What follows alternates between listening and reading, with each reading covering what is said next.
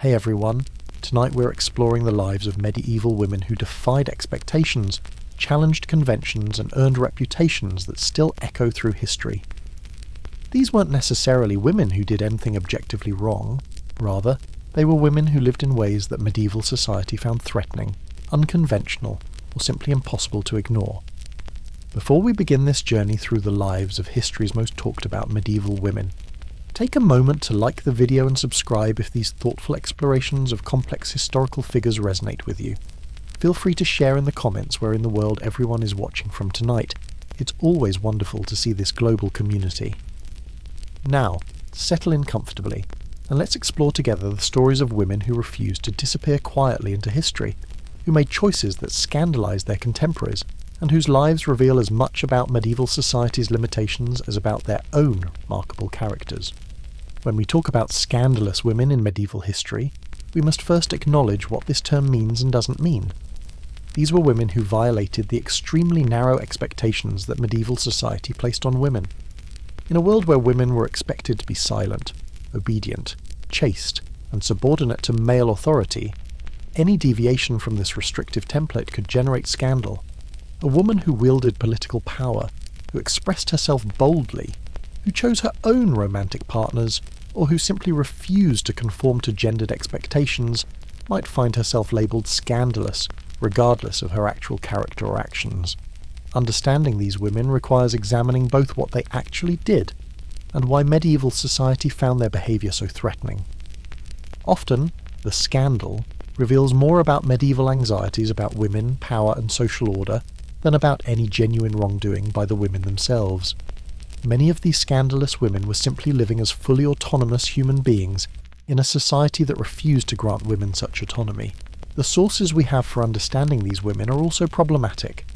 Medieval chroniclers were almost exclusively men, often clergy with particular views about proper female behaviour.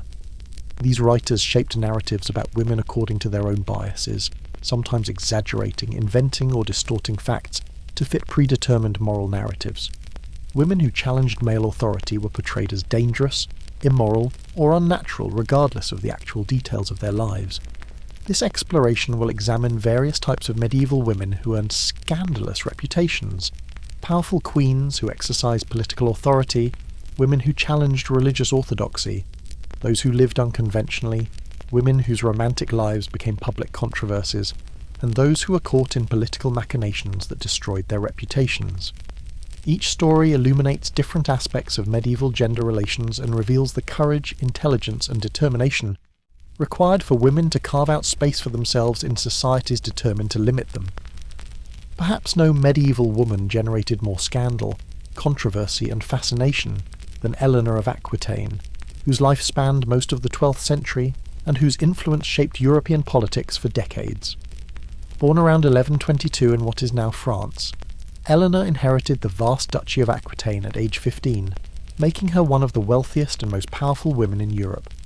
Her subsequent marriages, political activities, and refusal to conform to expected queenly behaviour created scandals that occupied gossips and chroniclers throughout her long life.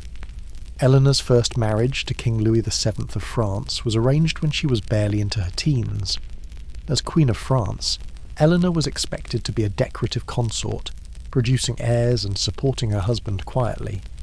Instead, she insisted on accompanying Louis on the Second Crusade, bringing along an entourage of noble ladies in an expedition that medieval chroniclers found shocking. Women weren't supposed to participate in crusades, particularly not by bringing glamour and courtly culture to military campaigns. The crusade was a disaster militarily, but it also apparently destroyed Eleanor's marriage emotionally. Rumours circulated, probably false, but repeated eagerly by chroniclers, that Eleanor had engaged in an affair with her uncle, Raymond of Antioch, during the crusade. These rumours reflected less actual evidence than medieval anxiety about powerful women travelling without adequate male control. Eleanor had dared to involve herself in military strategy during the crusade, publicly disagreeing with her husband on tactical matters. For medieval observers, such behaviour was nearly as scandalous as actual infidelity might have been. The marriage to Louis was annulled in 1152, officially on grounds of consanguinity. They were related within prohibited degrees according to church law. The real reasons were more complex. The marriage had produced only daughters. Eleanor wanted more freedom than Louis would grant, and the couple was fundamentally incompatible. Eleanor had chafed under Louis's pious, monkish personality, finding him unsuited to her energetic, worldly temperament. What happened next shocked all of Europe. Barely 2 months after the annulment, Eleanor married Henry of Anjou, who was 11 years her junior and would soon become King Henry II of England. This marriage was scandalous on multiple levels. The speed suggested improper pre-planning during her previous marriage. The age difference violated norms about older women and younger men. Most significantly, Eleanor's decision to marry based on her own choice, rather than accepting a husband chosen by male relatives, represented extraordinary assertion of female autonomy. The marriage brought together two of medieval Europe's most powerful personalities and territories.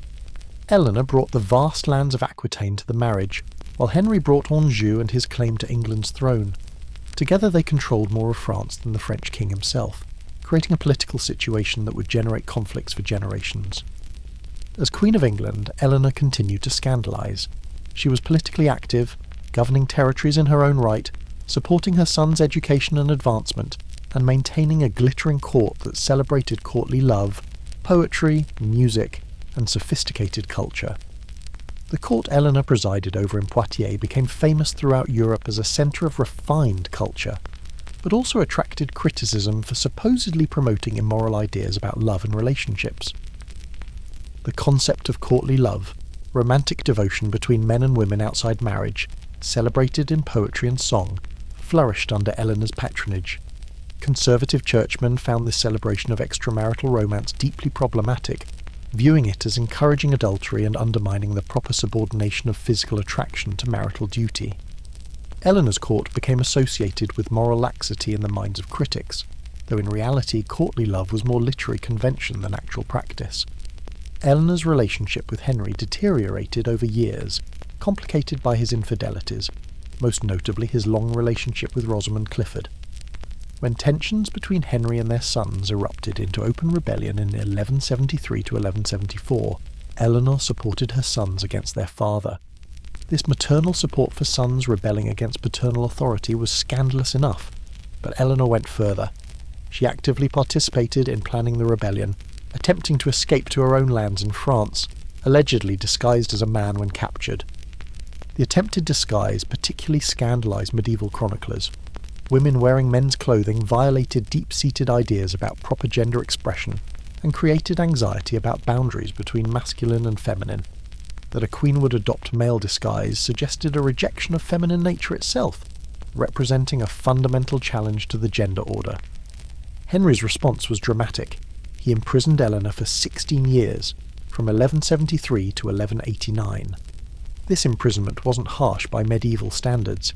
She lived in comfortable circumstances in various castles, and was occasionally allowed limited freedom, but it removed her from political activity and public life. The imprisonment itself became scandalous, with some viewing Henry as cruel for confining his wife so long, while others saw it as appropriate control of a dangerously insubordinate woman. Eleanor's story could have ended with this imprisonment, a cautionary tale about women who overstepped proper boundaries. Instead, when Henry died in 1189, and their son Richard, later called the Lionheart, became king, Eleanor emerged from confinement to exercise extraordinary power. At nearly 70 years old, an advanced age in medieval times, Eleanor became one of the most powerful political figures in Europe. As Queen Mother during Richard's reign, Eleanor governed England as regent when Richard was on crusade, conducted diplomatic missions across Europe, negotiated Richard's ransom when he was captured, and managed complex political situations with skill and determination. When Richard died and her youngest son John became king, Eleanor continued her political activities well into her 70s, finally retiring to the Abbey of Fontevraud, where she died in 1204 at approximately 82 years old.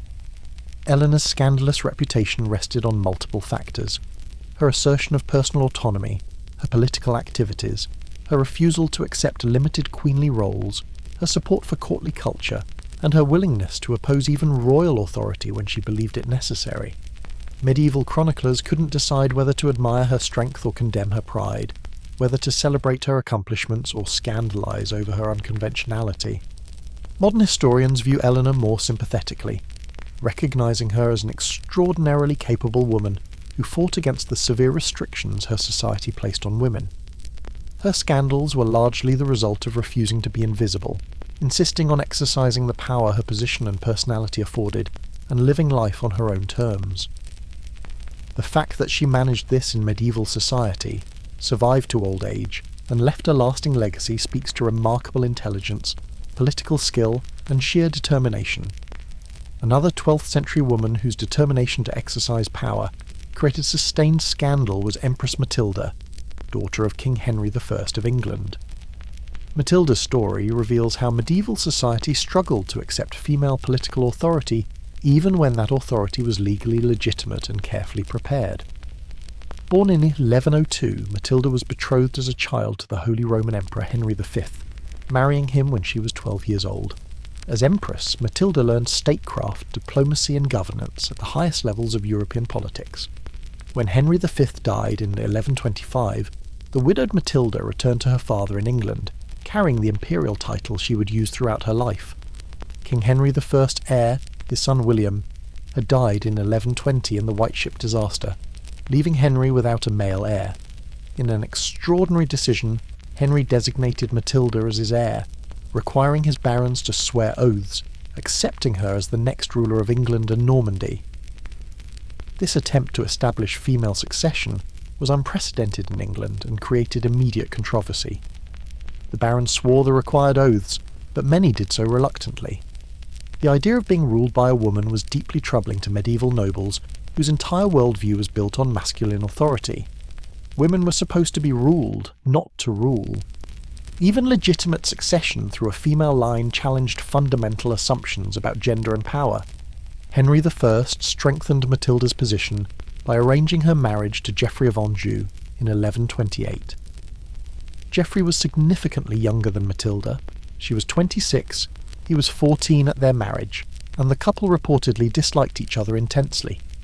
The marriage was purely political, designed to provide Matilda with a powerful husband and eventually male heirs who could inherit her claim.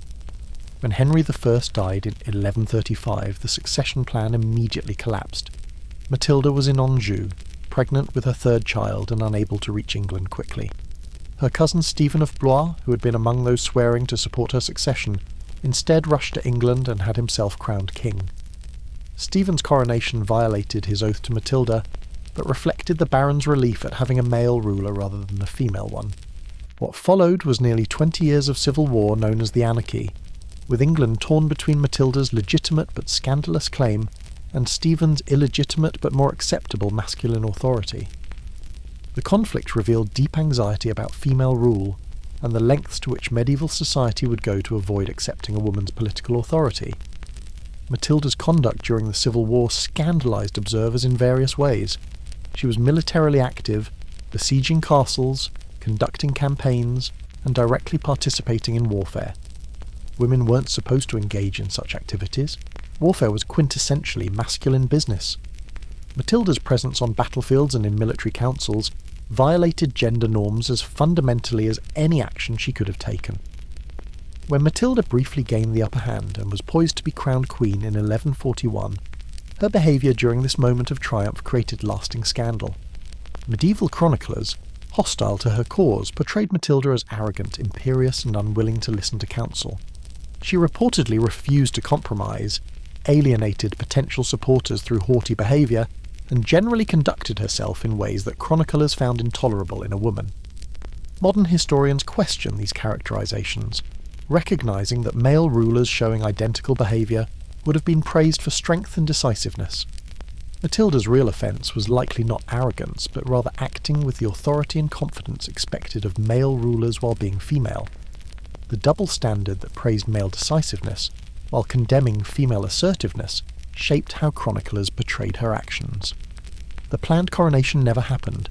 A popular uprising in London, combined with military reversals, forced Matilda to flee the city. The failure to secure the crown represented the high point of her fortunes in England. Though the civil war continued for years, Matilda never came as close to the throne again. Eventually, a compromise emerged. Stephen would remain king for his lifetime, but Matilda's son Henry, the future Henry II, would be recognised as heir, succeeding Stephen when he died. This settlement in 1153 finally ended the civil war, but it represented partial victory at best for Matilda. She had never achieved the crown in her own right, though she had secured succession for her son. Matilda's scandalous reputation rested primarily on her assertion of political authority as a woman.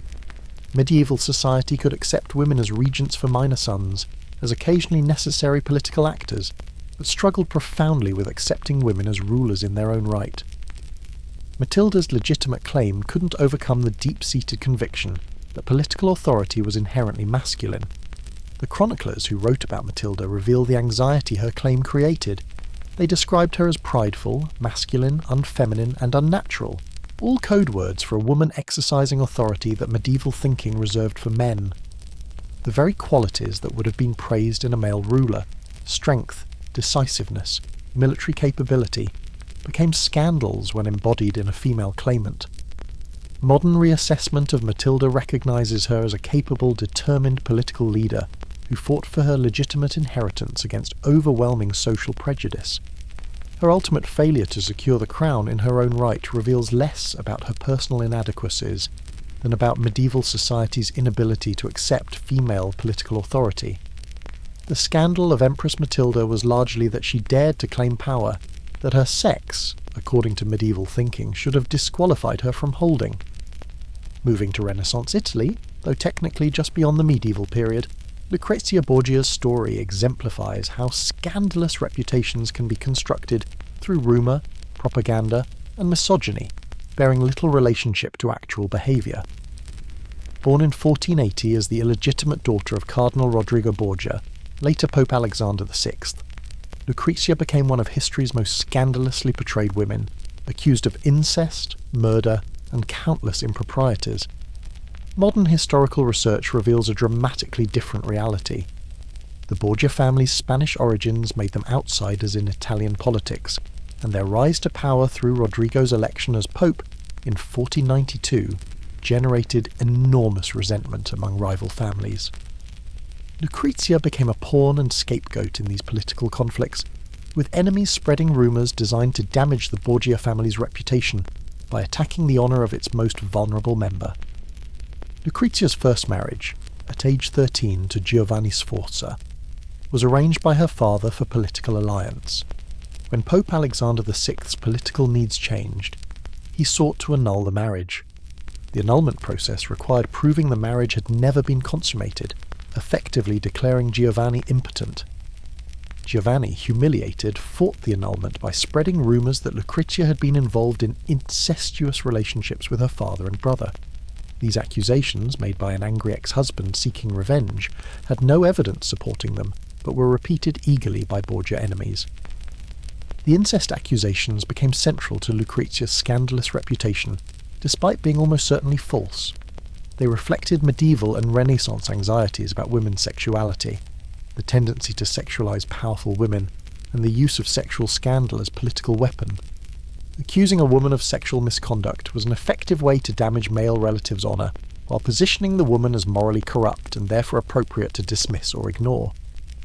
Lucrezia's second marriage, to Alfonso of Aragon, ended tragically when Alfonso was murdered in 1500, probably at the instigation of Lucrezia's brother Cesare Borgia. Rumours immediately circulated that Lucrezia had been involved in the murder or had been having an affair that motivated it. No evidence supported these claims, and contemporary accounts suggest Lucrezia was devastated by Alfonso's death. But the rumours added to her growing reputation as a dangerous, scandalous woman. Her third marriage, in 1501 to Alfonso d'Este, heir to the Duke of Ferrara, began under the cloud of her scandalous reputation. The Este family had serious reservations about accepting a bride with such rumours surrounding her. However, the substantial dowry Pope Alexander provided and the political advantages of alliance with the papacy overcame their concerns. It was in Ferrara that the reality of Lucrezia's character becomes clearest through better documentation. As Duchess of Ferrara, Lucrezia was an effective administrator, cultured patron of arts and learning, devoted mother, and generally admired figure in Ferrarese society. She governed capably when her husband was absent, showed genuine piety and charitable works, and lived in ways that completely contradicted her scandalous reputation. The contrast between Lucrezia's actual life in Ferrara and the lurid rumours that circulated about her reveals how scandalous reputations could be constructed and maintained independent of reality. Enemies had spread rumours for political purposes during her youth, and these rumours took on lives of their own, repeated and embellished regardless of contradictory evidence. Lucrezia died in 1519 at age 39, shortly after giving birth to her 8th child. Her death was mourned in Ferrara, where she was remembered as a capable, generous duchess who had brought honour to the city through her patronage and governance. The scandalous Lucrezia of popular imagination, the poisoner, the incestuous seductress, the political schemer, bore little resemblance to the actual woman whose life was documented in Ferrari's records. Modern historians recognise Lucrezia as a victim of propaganda and gendered double standards. The sexual accusations made against her were never credibly substantiated, and likely reflected political attacks against her male relatives displaced onto her. The real scandal of Lucrezia Borgia is how easily scandalous reputations could be constructed around women, and how difficult those reputations were to escape once established. Joan of Arc represents a unique type of scandalous medieval woman, one whose actions were simultaneously celebrated as divinely inspired and condemned as fundamentally transgressive. Born to a peasant family in eastern France around 1412, Joan claimed to receive visions from saints instructing her to support Charles VII's claim to the French throne and help drive English forces from France during the 100 Years' War. The scandal began when Joan, at 16 or 17, somehow convinced local officials to grant her an audience with Charles VII at his court in Chinon in 1429. A peasant girl claiming divine guidance requesting an audience with the uncrowned king was already remarkable. What happened next was extraordinary. Joan convinced Charles and his advisers that her visions were genuine and that she should be allowed to accompany the French army. Joan's insistence on wearing men's clothing, armour and male dress created immediate scandal. Medieval society had strict norms about gendered dress, and women wearing men's clothing violated deep-seated beliefs about natural gender distinctions. Joan argued that male clothing was necessary for modesty, while travelling with armies, and for practical military purposes. This practical justification didn't satisfy critics who saw gender-transgressive dress as evidence of fundamental disorder, possibly demonic influence. The theological examination Joan underwent before being allowed to join the army focused heavily on this clothing issue. Church officials interrogated her extensively about her visions and her choice of male dress, searching for evidence of heresy or witchcraft. Joan's consistency and sincerity, combined with Charles's political need for any advantage against the English, eventually led to official acceptance of her mission, despite the scandal her appearance created. Joan's military role was also deeply scandalous. She didn't personally engage in combat, she served primarily as a banner-bearer and morale-boosting presence. But her presence on battlefields, her influence over military strategy, and her role in raising siege of Orléans created a situation where a young woman was exercising authority over experienced soldiers and knights. This fundamental violation of gender hierarchy was tolerated only because of the divine sanction attributed to her mission. Joan's success was remarkable. Her presence at Orléans contributed to lifting the siege in May 1429, a turning point in the war. She then led forces in a campaign through the Loire Valley, and was present at Charles VII's coronation in Reims in July 1429. These successes seemingly validated Joan's divine mission, and created a brief period when the scandal of her gender transgression was overshadowed by the evident divine favour her presence brought. However, when military fortune turned against her and she was captured by Burgundian forces in May 1430, the scandal of Joan's existence became fatal. Sold to the English, Joan faced trial for heresy conducted by French clerics sympathetic to English interests. The trial proceedings, extensively documented, reveal the deep anxiety Joan's existence created for medieval religious and gender order. The charges against Joan focused heavily on her male clothing, and her claim to divine revelation without church authorization. The clothing issue was central. Medieval theology held that gender-transgressive dress was sinful, potentially indicating rejection of God's ordained order.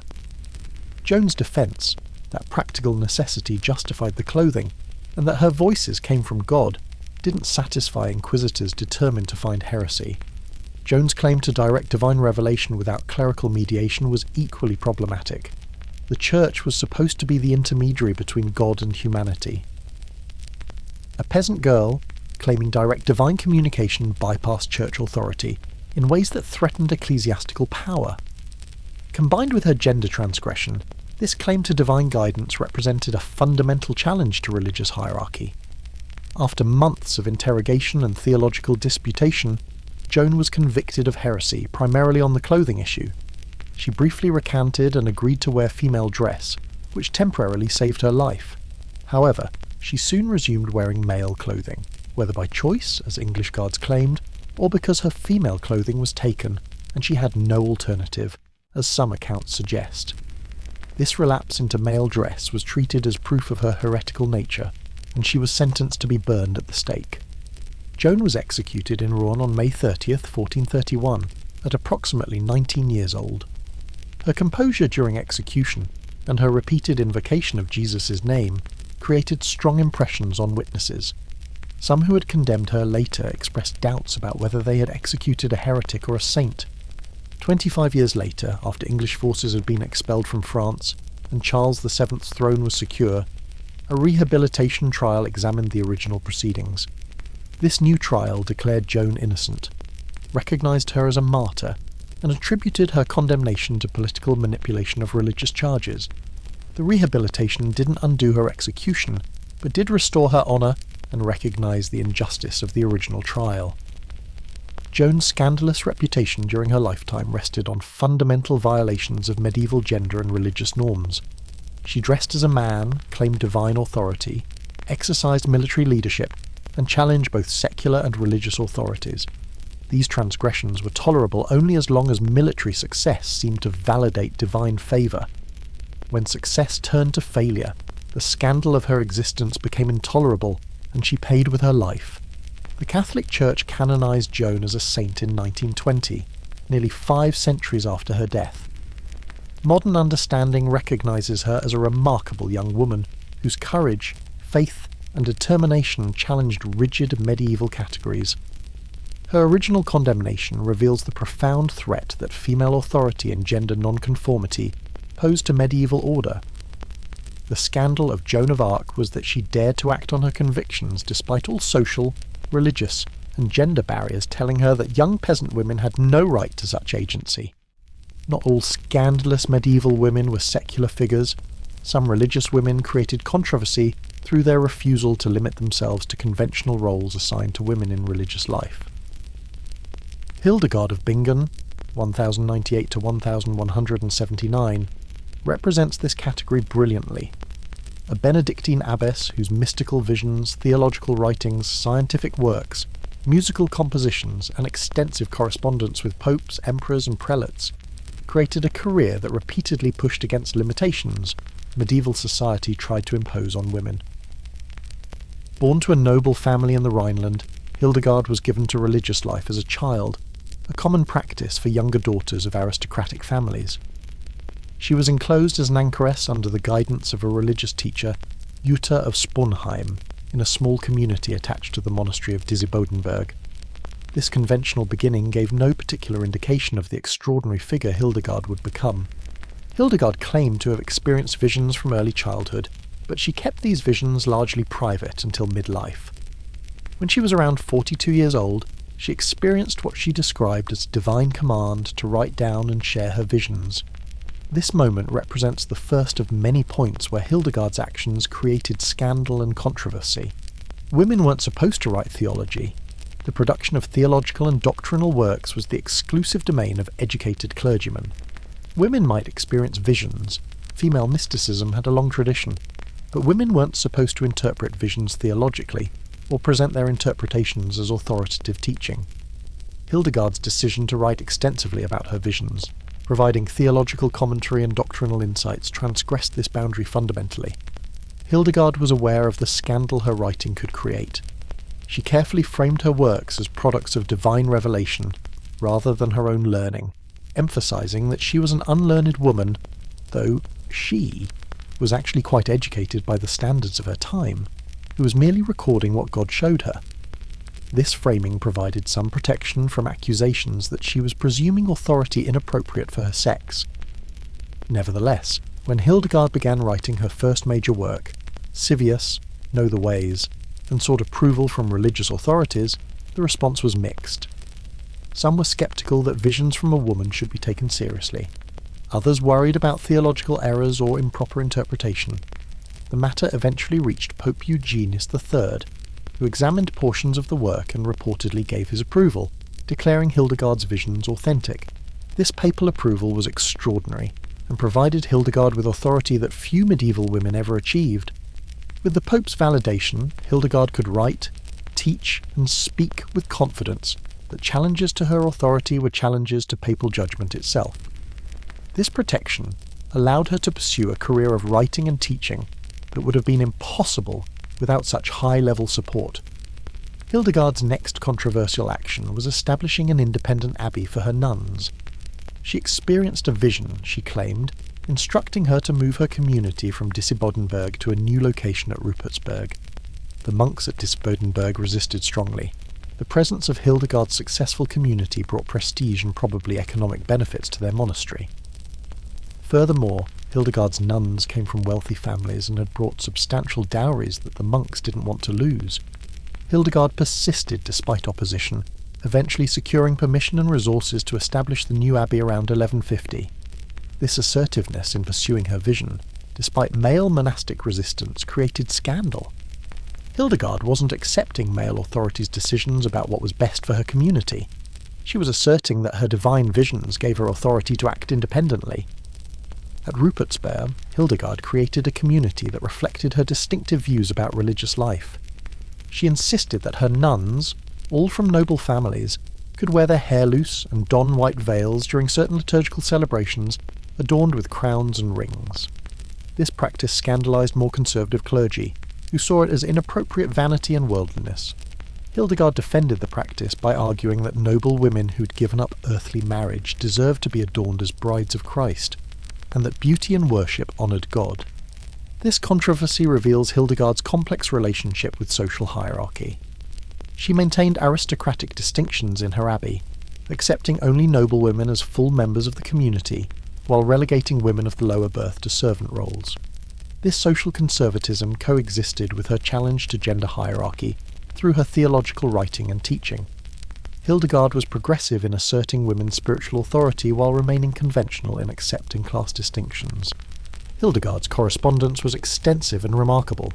She wrote to popes, emperors, bishops, abbots, and nobles throughout Europe, offering spiritual counsel, theological insights, and often pointed criticism of corruption and moral failures. A medieval abbess criticizing prelates and secular rulers for their shortcomings was highly unusual. Hildegard could do so because her reputation as a divinely inspired prophet gave her a platform and protection that ordinary religious women lacked. Some of her letters were quite bold. She criticized Emperor Frederick Barbarossa for supporting anti-popes against the legitimate pope. She reproached bishops for failing to address clerical corruption. She offered theological interpretations that sometimes bordered on doctrinal innovation. This outspokenness created grumbling and controversy, though her protected status as an approved visionary usually shielded her from serious consequences. Hildegard also went on preaching tours, travelling through the Rhineland and speaking publicly to mixed audiences of clergy and laity. Women weren't supposed to preach. Church teaching explicitly prohibited women from teaching or speaking with authority in religious contexts. Hildegard justified her preaching by emphasizing that she spoke from divine inspiration rather than her own authority, but the practice still generated controversy and amazement. Her scientific and medical writings added to her controversial profile. Hildegard wrote extensively about natural history, medicine, and the properties of plants, minerals, and animals. These works combined contemporary scientific knowledge with her own observations and mystical insights. A woman writing authoritatively about natural philosophy and medicine challenged assumptions about gendered knowledge. These were supposed to be masculine domains of learning. Late in her life, Hildegard's abbey became embroiled in a controversy that demonstrated her willingness to defy even high church authority. Her community buried a young man who had been excommunicated, but who, according to Hildegard, had reconciled with the church before death. Local church officials, unaware of the reconciliation, ordered the body exhumed and the grave desecrated. Hildegard refused, arguing that the man had received the sacraments and died in good standing. The officials placed Hildegard's abbey under interdict, prohibiting sacraments and normal liturgical celebrations. This was a severe penalty that most religious communities would do almost anything to avoid.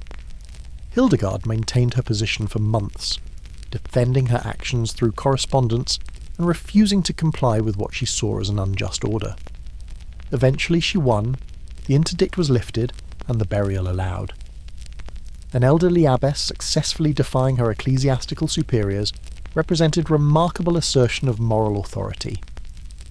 Hildegard died in 1179 at approximately 81 years old, having lived a remarkably long and productive life. She left behind a body of work that included theological treatises, scientific writings, musical compositions, correspondence, and a reputation that combined profound respect with some ongoing controversy. Hildegard's scandalous aspects, her theological writing, her assertiveness with authority, her public teaching, her independence, all stemmed from her refusal to accept the limitations her society tried to place on women, even religious women. The Catholic Church eventually recognised Hildegard as a saint and, in 2012, declared her a Doctor of the Church, the fourth woman to receive this title, which recognises exceptional theological contribution. This modern recognition vindicates Hildegard's medieval assertion that women could speak with theological authority, though it took more than 8 centuries for the Church to officially acknowledge it. Moving to the late medieval period, Christine de Pizan, 1364 to circa 1430, represents another type of scandalous woman, one who dared to engage in intellectual and literary debates, defending women against misogynistic attacks and establishing herself as a professional writer, one of the first women in Europe to support herself through literary work. Christine was born in Venice but moved to France as a young child, when her father, an astrologer and scholar, was appointed to the court of King Charles V. This privileged upbringing gave Christine an excellent education unusual for medieval women. She learned Latin, studied literature and philosophy, and developed intellectual interests that would shape her entire life. At 15, Christine married Etienne de Castel, a royal secretary. The marriage was apparently happy, but Etienne died around 1390, leaving Christine a widow at 25 with 3 children, her mother and a niece to support. This personal catastrophe became the catalyst for Christine's controversial career as a writer. Facing financial difficulties and finding that male relatives who should have helped her were unreliable, Christine decided to support her family through the only marketable skill she possessed: writing. A woman working as a professional writer was nearly unthinkable in late medieval France. Writing was a masculine profession. Women might write private letters or devotional works for personal use, but women didn't write for public consumption or payment. Christine's decision to pursue writing professionally was audacious, and immediately generated controversy and criticism. Christine began by writing love ballads and other courtly poetry, works that fit conventional expectations well enough to gain her some patronage and income. However, she soon moved into more controversial territory, writing works that engaged with intellectual debates, offered historical and political commentary, and most scandalously, defended women against the widespread misogyny of medieval literature and thought. The catalyst for Christine's most controversial work was the Roman de la Rose, an enormously popular medieval poem that contained extensive passages denigrating women, portraying them as deceitful, lustful, and intellectually inferior. Around 1401 to 1402, Christine wrote letters criticising the Roman de la Rose's treatment of women, arguing that it was inaccurate, unjust, and harmful. This intervention in literary debate created immediate scandal. Women weren't supposed to involve themselves in intellectual controversies, and certainly weren't supposed to criticise revered literary works. The men Christine challenged, including prominent writers and scholars, responded with condescension, mockery, and arguments that women lacked the intellectual capacity to understand literature properly. Christine persisted, producing a series of letters, treatises, and works defending women and challenging misogynistic attitudes. Her most famous work, The Book of the City of Ladies, 1405, presented an allegorical city populated by exemplary women from history and mythology, systematically refuting claims about female inferiority and demonstrating women's capacity for virtue, learning, and achievement. The City of Ladies was audacious in multiple ways. It directly challenged centuries of philosophical and theological tradition that assumed male superiority. It presented historical evidence contradicting common beliefs about women's limitations. Most scandalously, it asserted that many of women's problems resulted from male prejudice and systematic denial of education rather than from inherent female deficiencies. Christine's argument that women would achieve more if they had access to education was particularly controversial. Medieval thought generally held that women's intellectual limitations were natural and God-ordained rather than products of social restriction, suggesting that female underachievement resulted from denial of opportunity rather than natural incapacity challenged fundamental assumptions about gender and social order. Christine followed the City of Ladies with the Treasure of the City of Ladies, also called the Book of the Three Virtues, a practical manual offering advice to women of all social classes about how to navigate the challenges they faced. This work combined conventional advice about proper feminine behaviour with more subversive suggestions about how women could exercise agency, protect themselves from abuse, and maximise their limited power. Christine's historical and political works created additional controversy. She wrote biographies, histories of France, military treatises, and political commentaries, all genres considered masculine domains. Her treatise on military strategy and the art of war, the Book of Deeds of Arms and of Chivalry, was particularly scandalous. A woman writing about warfare and military strategy violated every norm about gendered knowledge and proper female interests. The consistent theme in Christine's controversial works was her refusal to accept that her sex disqualified her from intellectual life. She argued explicitly and through her actions that women could think, write, and engage with complex issues as capably as men if given education and opportunity. This argument threatened a gender order built on assumptions of essential female intellectual inferiority. Christine's male contemporaries responded to her work in varied ways.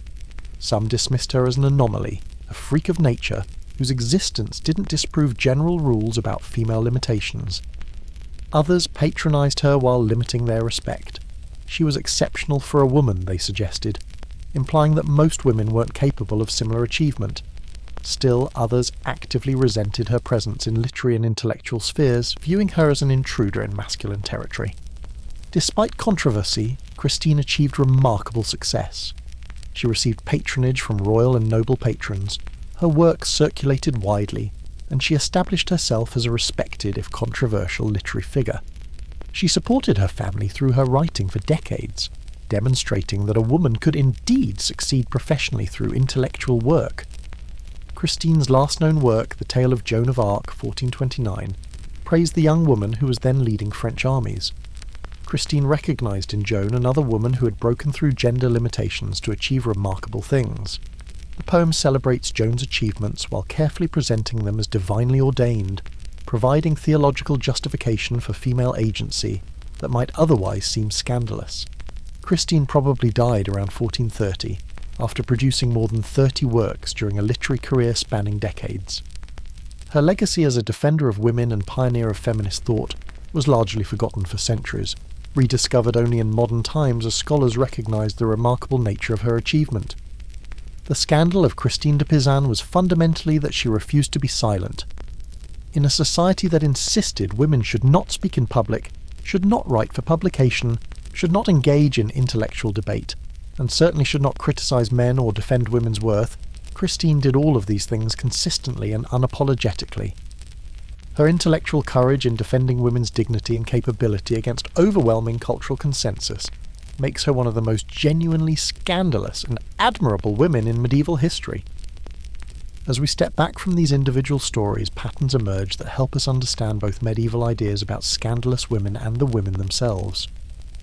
The common thread running through nearly all these stories is women exercising agency, making choices, asserting authority, using their intelligence and capabilities in a society that insisted women should be passive, obedient, and subordinate. Medieval society had extremely narrow definitions of acceptable female behaviour. Women were supposed to be silent, chaste, obedient to male authority, and devoted to either motherhood or religious life. Any woman who stepped outside these boundaries, who spoke publicly, who wielded political power, who made her own choices about marriage or other important matters, who claimed intellectual or spiritual authority, became potentially scandalous regardless of the actual content of her actions. Many of these scandalous reputations were constructed or exaggerated by hostile sources. Medieval chroniclers were almost exclusively men, often clergy with particular views about proper female behaviour. When recording women who challenged gender norms, these chroniclers frequently emphasised impropriety, invented scandalous details, or interpreted ambiguous evidence in the most damning ways possible. The scandal often reveals more about male anxiety regarding female power than about any actual wrongdoing by the women. Sexual scandal was a common weapon used against powerful women. Accusing a woman of sexual impropriety served multiple purposes. It damaged her reputation and honour, it suggested she was controlled by base passions rather than reason, and it implied that her power or achievement came through illegitimate manipulation of men rather than her own merit. The frequency of sexual accusations against powerful medieval women, combined with the general lack of evidence supporting such accusations, suggests systematic weaponization of sexual scandal against women who threatened male authority. The double standards applied to male and female behaviour were profound. Qualities praised in men, decisiveness, assertiveness, political skill, military capability, intellectual confidence, became scandalous in women. A king who made bold decisions was praised as strong. A queen making identical decisions was condemned as arrogant or imperious. A male writer engaging in literary debate was intellectual. A female writer doing the same was presumptuous and improper. Despite these obstacles, many medieval women did achieve remarkable things. The women explored here represent only a small fraction of medieval women who lived interesting, significant, or unconventional lives. For every Eleanor of Aquitaine whose power and personality were too significant to ignore, countless other women made contributions, exercised agency, and resisted limitations in ways that historical records barely preserve. The sources we have for understanding medieval women are biased and incomplete. Women rarely wrote their own stories. Most were illiterate by necessity, denied the education that would have allowed them to record their experiences. The stories we have come filtered through male chroniclers, whose perspectives shaped which women were remembered and how their stories were told. Recovering women's actual experiences from these biased sources requires careful historical work. Modern reassessment of these scandalous women generally reveals that their scandalous reputations were either unjustified or reflected positively on them rather than negatively. Eleanor of Aquitaine wasn't scandalous. She was a capable political leader fighting against gender restrictions. Empress Matilda's scandal was asserting her legitimate inheritance. Joan of Arc's offence was acting on religious conviction. Hildegard of Bingen's controversy came from refusing to be intellectually silenced. Christine de Pisan's scandal was defending women's worth. Viewed from modern perspectives that value female agency and equality, these scandals become admirable examples of women resisting unjust limitations. The persistence of scandalous reputations across centuries demonstrates how difficult it is to overcome historical slander. Lucrezia Borgia has never fully escaped the scandalous legends invented by political enemies despite clear evidence contradicting them. Popular imagination often still portrays these women through prisms of scandal rather than appreciating their actual achievements and characters. Correcting these distorted reputations remains ongoing historical work. Understanding medieval scandalous women serves multiple purposes. It reveals the severe restrictions medieval society placed on women and the courage required to resist those restrictions. It demonstrates how power systems use scandal and shame to constrain those who challenge them. It shows that women throughout history have fought against limitations and asserted their humanity even when doing so was dangerous. And it reminds us that many historical scandals reflect biases and anxieties of the societies creating them, rather than actual misconduct by those deemed scandalous. The women explored here, and countless others whose stories are less well documented, deserve recognition not as scandals, but as pioneers, as women who insisted on living as full human beings despite societies determined to limit them. Their scandalous reputations are badges of honour, markers of their refusal to disappear quietly into historical invisibility. In their courage, determination, and resistance to limitation, they offer inspiration and examples of human dignity asserting itself against systems designed to deny it. Medieval Europe's most scandalous women were scandalous primarily because they dared to be fully human in a world that insisted women should be less than fully human. Their stories, properly understood, indict the societies that feared and constrained them rather than the women themselves. In remembering them, we honour not their scandals but their humanity, their achievements, and their refusal to accept the unjust limitations their world tried to impose on them. While noble and royal women generated scandal through wielding political power, women of a lower social status could create equally intense controversy through other means. Margery Kempe, circa 1373 C, 1440, a middle-class English woman who experienced religious visions and embarked on pilgrimages across Europe, represents a type of scandalous woman whose transgressions were spiritual and social rather than political. Born to a prosperous merchant family in Lynn, now King's Lynn, Norfolk Margery married John Kempe, also from the merchant class, when she was around 20. She bore him 14 children over the following years, living what appeared to be a conventional life for a woman of her social status. However, after the birth of her first child, Margery experienced what she described as a mental breakdown, seeing demons and experiencing terror that lasted for months. Recovery from this crisis came through a vision of Christ, which Margery credited with restoring her sanity. This experience marked the beginning of a spiritual transformation that would make Margery one of medieval England's most controversial religious figures. Over the following years, she experienced frequent visions and mystical encounters that convinced her she had a special relationship with God. Margery's first scandalous act was attempting to live a celibate life while still married.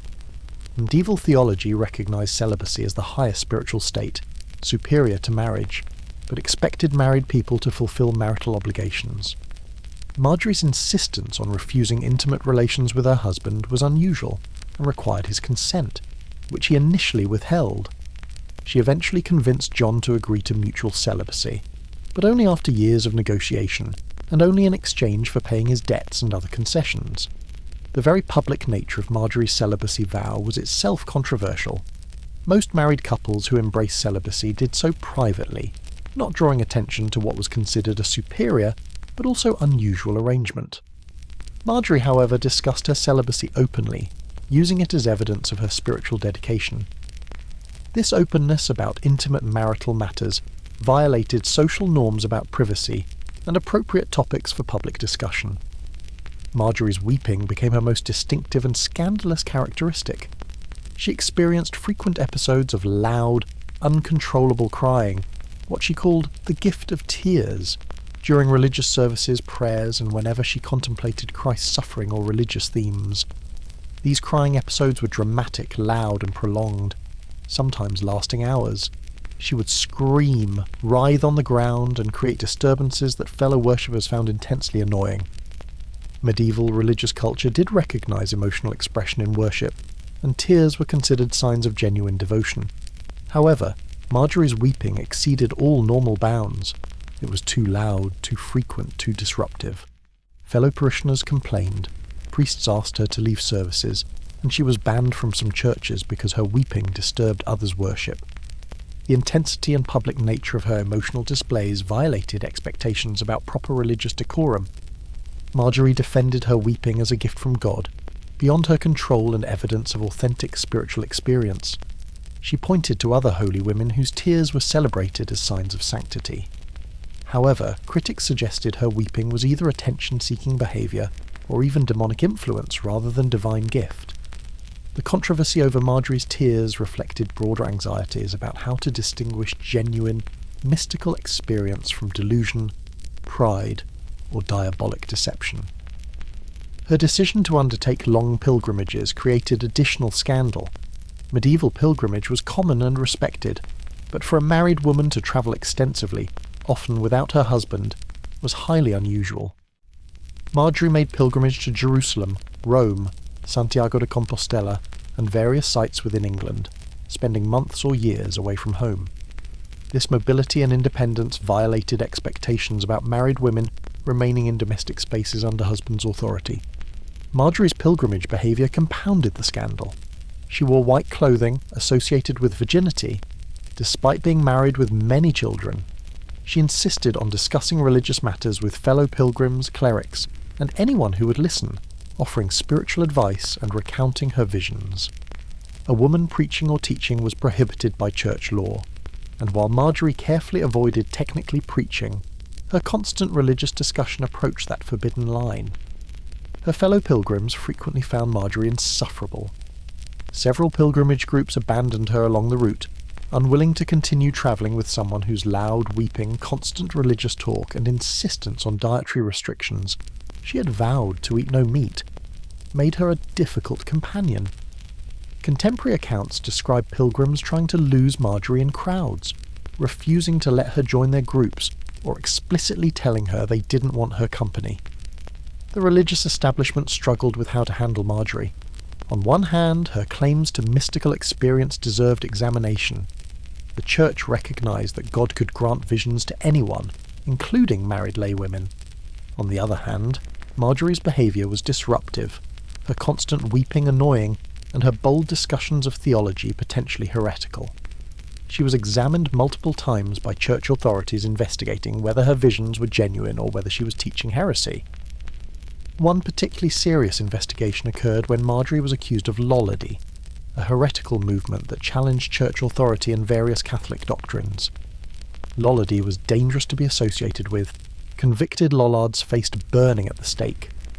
Marjorie was questioned extensively by the Archbishop of York's officials, who examined her beliefs about the Eucharist, religious authority, and other doctrinal matters. She successfully defended her orthodoxy, demonstrating that while unconventional, she was theologically sound and loyal to church teaching. Marjorie's ability to navigate these examinations without conviction suggests intelligence and theological sophistication, despite her lack of formal education. She knew where the boundaries of acceptable belief lay and stayed safely within them while pushing against social and behavioural boundaries. Her orthodoxy on doctrine protected her from the most serious consequences, even as her behaviour continued to scandalise. Her relationships with religious authorities were complex. Some priests and bishops supported Marjorie, recognising her devotion and accepting her visions as authentic. She received counsel from various clerics and obtained permission for special religious practices like wearing white and receiving weekly communion, unusually frequent for laity. However, other clergy rejected her, viewing her as a troublesome woman whose claims to special status were presumptuous. Marjorie's social status complicated reactions to her. She wasn't nobility whose power had to be respected, but neither was she a peasant whose opinions could be dismissed entirely.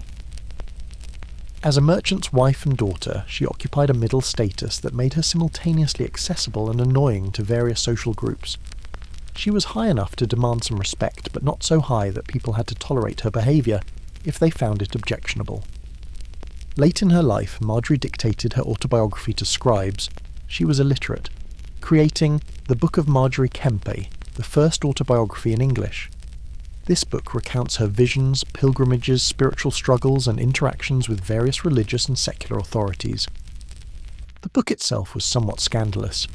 A lay woman commissioning a book about herself implied a level of self-importance that many found presumptuous. The Book of Marjorie Kempe reveals a woman of strong will, deep religious conviction, and considerable self-absorption.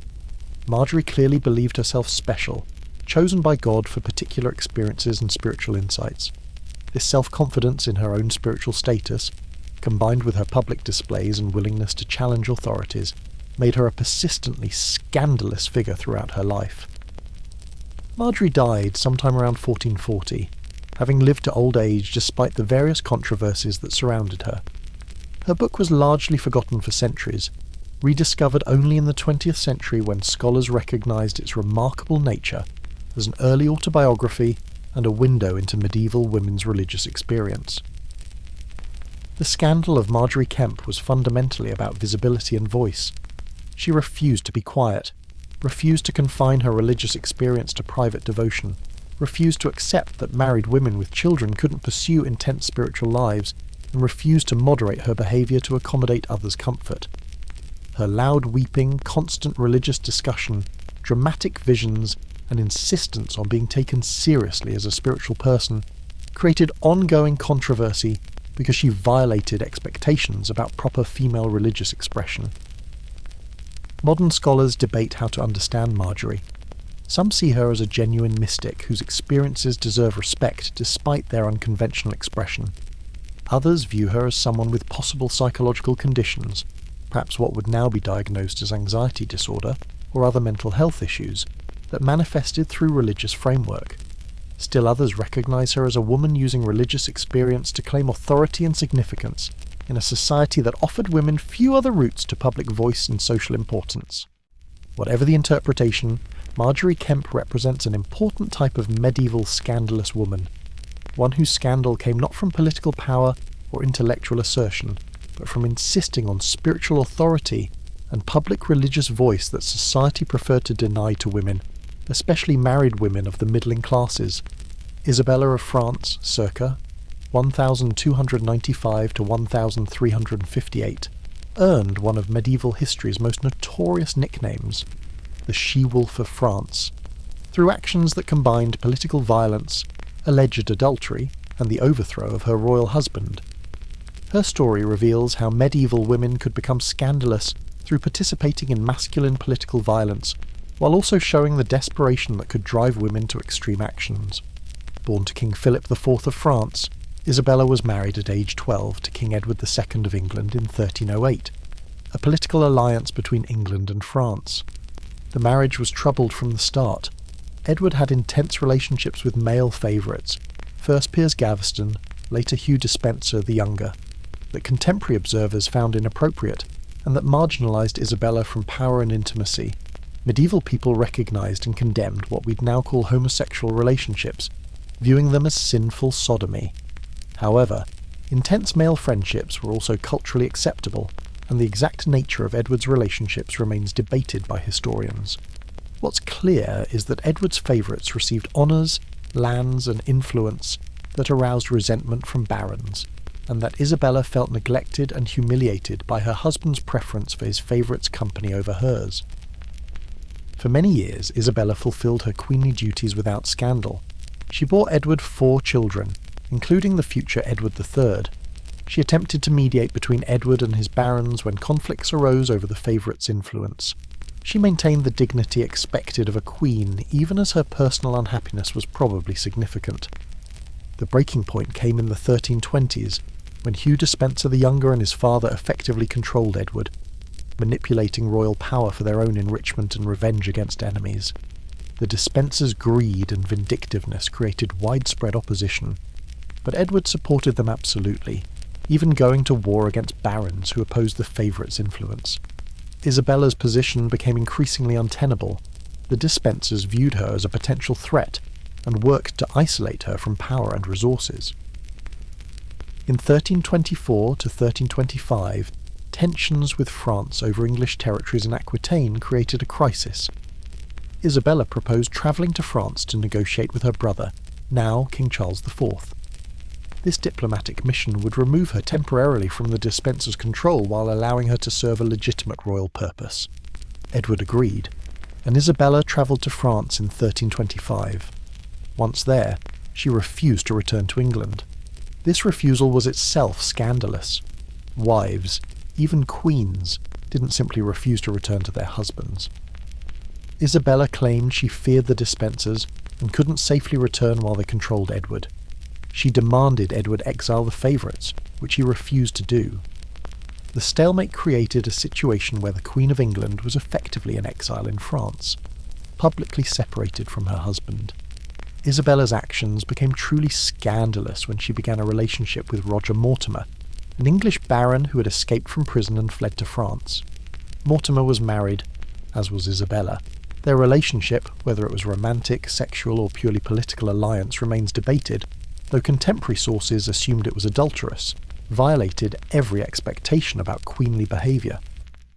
A queen engaging in adultery was a serious crime, threatening the legitimacy of royal succession and violating the sanctity of marriage.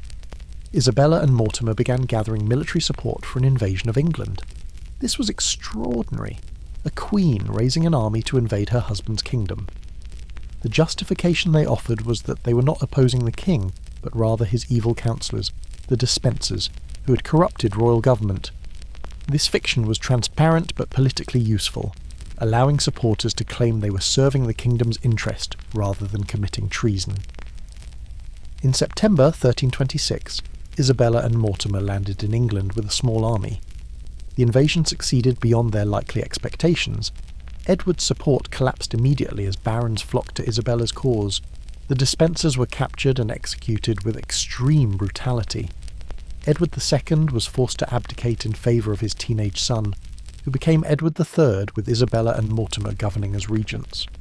What happened next remains one of medieval history's darkest mysteries. Edward II, imprisoned in Berkeley Castle, died in September 1327 under suspicious circumstances. The official story was that he died of natural causes. However, widespread rumours suggested murder, specifically designed to leave no visible marks. The scandal of a queen complicit in her husband's murder was profound, and although Isabella was never officially accused, suspicion has attached to her across centuries.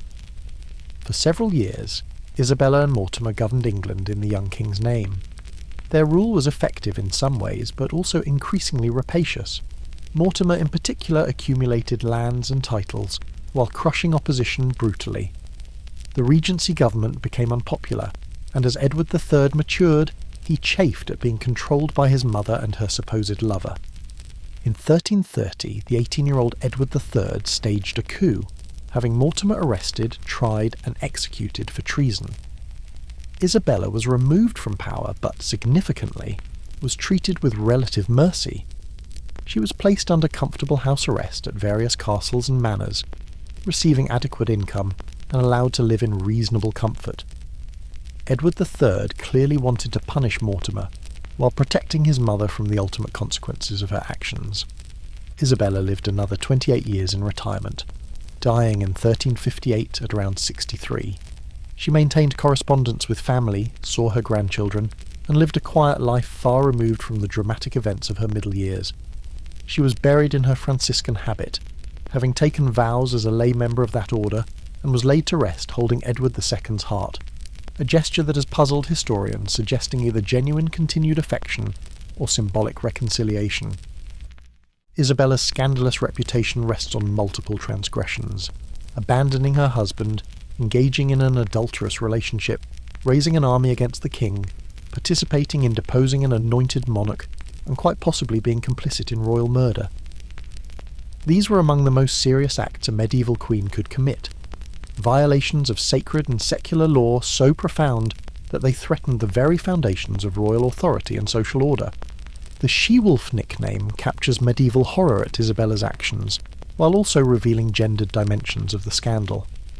The wolf imagery suggested predatory, unnatural behaviour. She-wolves were particularly associated with dangerous female sexuality, and maternal protection turned vicious. The nickname positioned Isabella as fundamentally unnatural, a woman who had abandoned proper femininity to embrace masculine violence and treachery. Modern historical reassessment of Isabella has been more sympathetic, recognising her as a woman in an impossible situation, who used the only tools available to protect herself and her children from an ineffective king controlled by destructive favourites. Some historians view her invasion not as treasonous ambition, but as desperate self-defence and political necessity. The dispensers' greed and Edward II's incompetence had created genuine political crisis, and Isabella's intervention, while extreme, arguably served England's interests by replacing disastrous governance with more effective rule. However, even sympathetic modern assessment can't entirely excuse the violence and probable murder involved in Isabella's actions. She participated in or facilitated acts that were genuinely terrible, including the brutal executions of the dispensers and quite possibly her husband's murder. Understanding the context and constraints doesn't erase these actions' moral weight. Isabella represents a different type of scandalous medieval woman than Eleanor of Aquitaine or Hildegard of Bingen.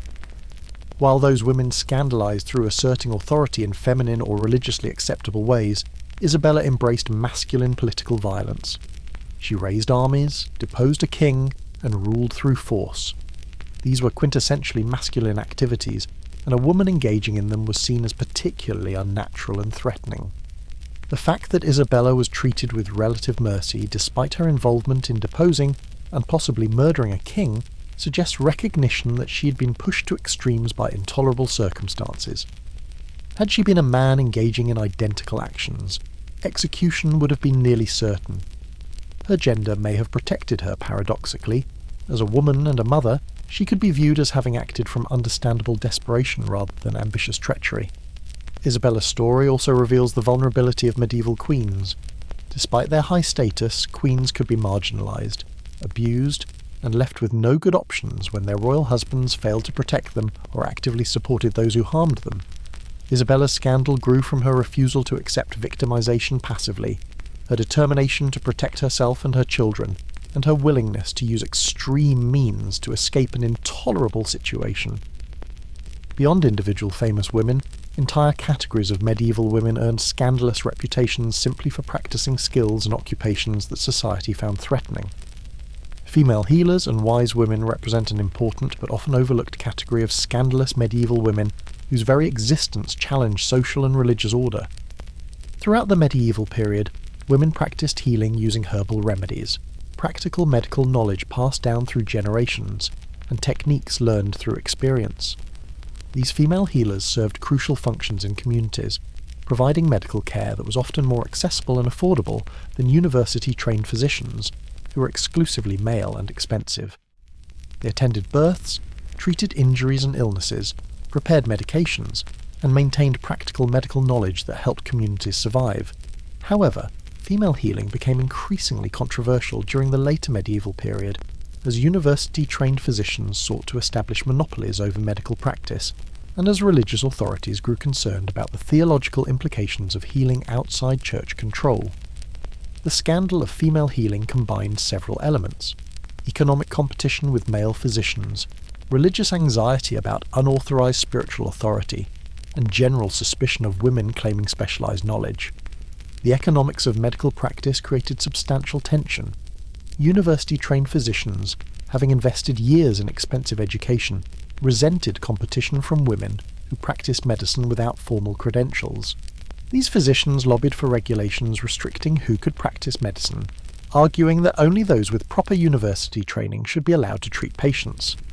Women were excluded from universities, so they couldn't obtain the credentials that physicians' guilds were increasingly demanding. This created a situation where women's practical healing knowledge and experience were legally invalidated in favour of male physicians' theoretical education, even though female healers often had more practical experience and better outcomes with common conditions. The religious dimensions of healing added complexity. Medieval theology held that illness and healing involved spiritual as well as physical dimensions. Some illnesses were understood as divine punishment for sin, while healing could be seen as requiring divine intervention. This theological framework meant that claiming ability to heal carried spiritual implications. Healers were implicitly claiming access to divine power, or knowledge that church authorities believed should be mediated through clergy. Female healers' use of prayers, charms, and quasi-magical practices alongside practical remedies created particular concern. Many healing practices combined herbal medicine with prayers, invocations of saints, or other spiritual elements. These practices blurred lines between medicine and magic, between natural healing and supernatural intervention. Church authorities worried about unauthorized spiritual authority and potential involvement of demonic powers.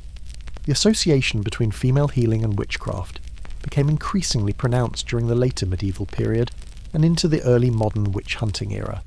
Female healers were vulnerable to accusations that their knowledge came from demonic sources rather than natural learning. The ability to heal, but also potentially to harm through withholding healing or providing poisonous substances, made healers figures of both community dependence and suspicion. Midwifery represented a specific area where female practice was both essential and controversial. Childbirth was exclusively women's domain. Male physicians rarely attended births, and when they did, their presence was considered unusual and somewhat scandalous. Midwives gained intimate knowledge of women's bodies, reproductive processes, and obstetric complications through years of experience attending births. This specialised knowledge made midwives essential community figures, but it also made them potentially threatening. They knew secrets about births, legitimacy, and women's bodies that could be dangerous to reveal. They could potentially switch infants, conceal births, or provide contraceptive or abortifacient knowledge. This combination of essential service and potential danger created ambivalent community attitudes toward midwives. Church authorities tried to regulate midwifery by requiring midwives to swear oaths, promising not to use their knowledge for harmful purposes and agreeing to baptize infants in danger of dying before a priest could attend. These regulations recognized midwives' necessary role while attempting to control potential dangers their knowledge represented. The very need for such regulation demonstrated authorities' anxiety about female power, concentrated in midwives' hands. The case of Jacqueline Felicia de Almania illustrates tensions surrounding female healing.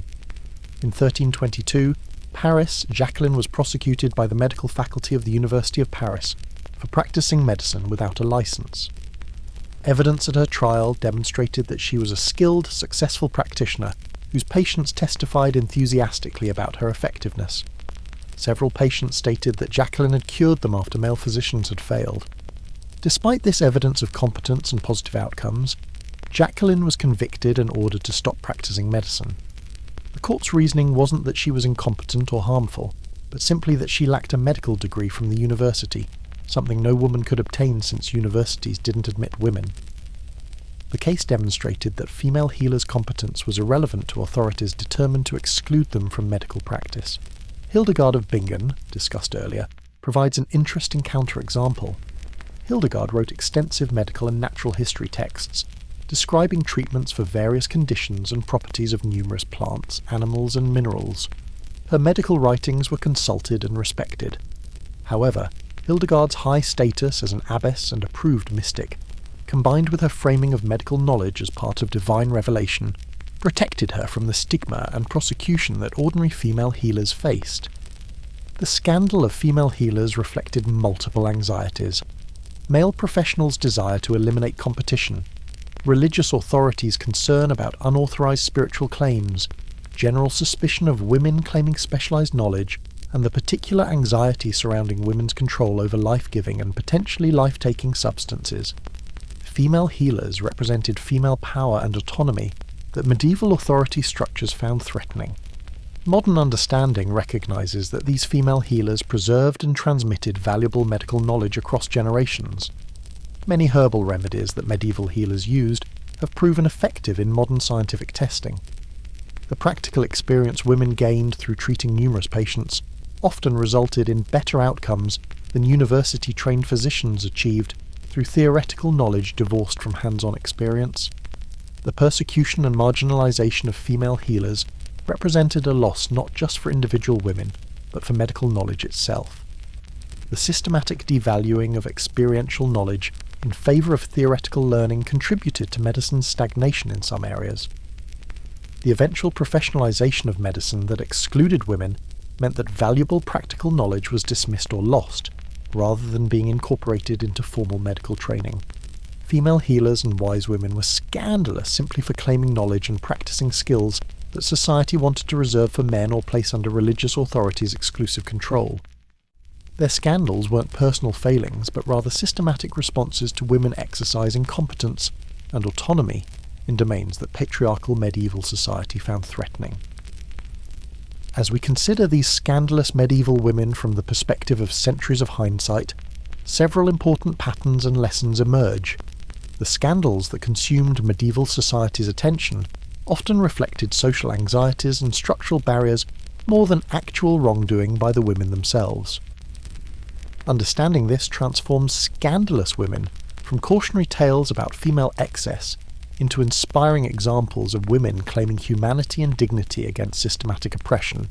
The women explored here: Eleanor of Aquitaine, Empress Matilda, Lucrezia Borgia, Joan of Arc, Hildegard of Bingen, Christine de Pizan, Marjorie Kemper, Isabella of France, Marie de France, and countless unnamed female healers, shared a common characteristic: they refused to accept the narrow limitations medieval society tried to impose on women. Their scandals arose primarily from this refusal, rather than from genuine wrongdoing. Modern feminist scholarship has worked to recover these women's stories and reinterpret their scandals through frameworks that recognize structural oppression rather than simply accepting medieval judgments.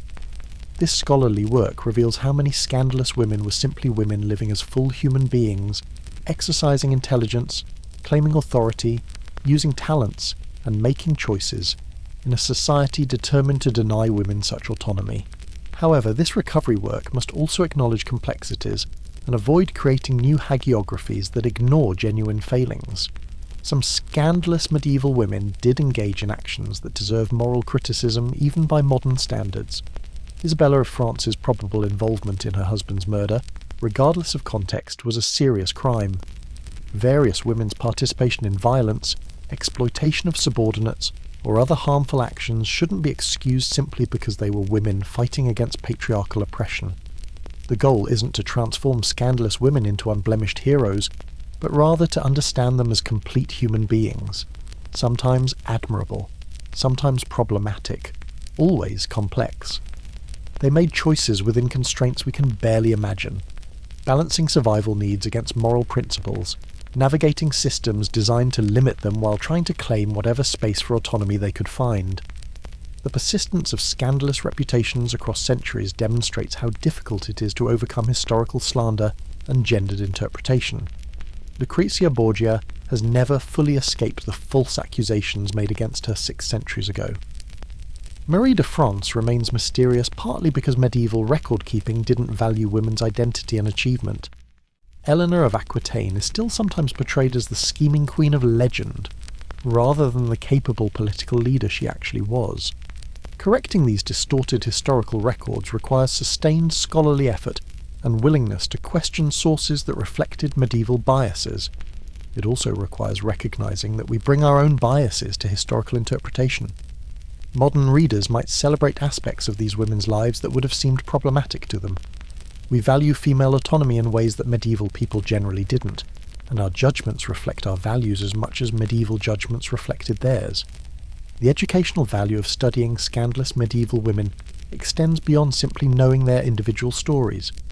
These stories reveal how patriarchal systems operate, how social control functions, how exceptional individuals resist oppression, and how historical memory can be shaped by power structures. Understanding medieval scandals helps us recognize how similar patterns operate in contemporary contexts. The sexual scandals that destroyed women's reputations in medieval times have modern parallels in revenge porn, slut-shaming, and other forms of sexual reputation destruction that predominantly target women. The dismissal of female authority and expertise that medieval physicians directed at female healers echoes in modern contexts where women's knowledge and competence are questioned in ways men's rarely are. The double standards that praised masculine decisiveness while condemning identical behaviour in women persist in contemporary political and professional contexts. Studying these historical examples doesn't just inform us about the past, it provides perspective on present challenges and ongoing struggles for gender equality. The medieval women who fought against constraints and suffered for their assertions of autonomy are part of a long historical arc of women claiming full humanity despite systematic resistance. The celebration of these scandalous women must also avoid romanticising their struggles or suggesting that individual exceptional women proved that medieval society was actually fine for women. The fact that some women succeeded in claiming voice, power, or recognition despite systematic barriers doesn't negate the reality that most women couldn't, and that the barriers themselves were unjust. Eleanor of Aquitaine's political success doesn't mean medieval women generally had political opportunities. Christine de Pizan's literary career doesn't demonstrate that medieval women had equal access to intellectual life. Joan of Arc's military leadership doesn't prove that women were accepted in martial roles. These women were exceptional precisely because they succeeded despite systems designed to prevent such success, and their exceptionalism highlights how rare such success was rather than proving the system allowed it. The modern interpretation of medieval scandalous women serves multiple purposes: recovering lost histories, understanding how patriarchal systems operate, finding inspiration in examples of resistance and recognizing both historical difference and continuity with contemporary gender struggles. These purposes sometimes create tension, celebrating these women's resistance while acknowledging their participation in other forms of oppression, recognizing their historical specificity while drawing connections to modern contexts. Perhaps the most important lesson from scandalous medieval women is that historical women were fully human, as complex, capable, flawed, admirable and problematic as people in any era. They weren't either helpless victims or superhuman heroes, but rather people navigating difficult circumstances, making choices within severe constraints, and trying to live as fully as their societies would allow, and sometimes beyond what their societies wanted to permit. Their scandals are now their legacy, but reinterpreted. What medieval society condemned, female power, voice, autonomy, sexuality, learning, authority, modern understanding increasingly celebrates as justified assertions of human dignity. The transformation of interpretation from condemnation to celebration reflects not changing facts about these women, but changing values about what women should be allowed to be and do. The medieval women whose scandals occupied their contemporaries and whose stories have survived across centuries deserve recognition, not as scandals, but as pioneers, as women who insisted on their full humanity in societies determined to deny it.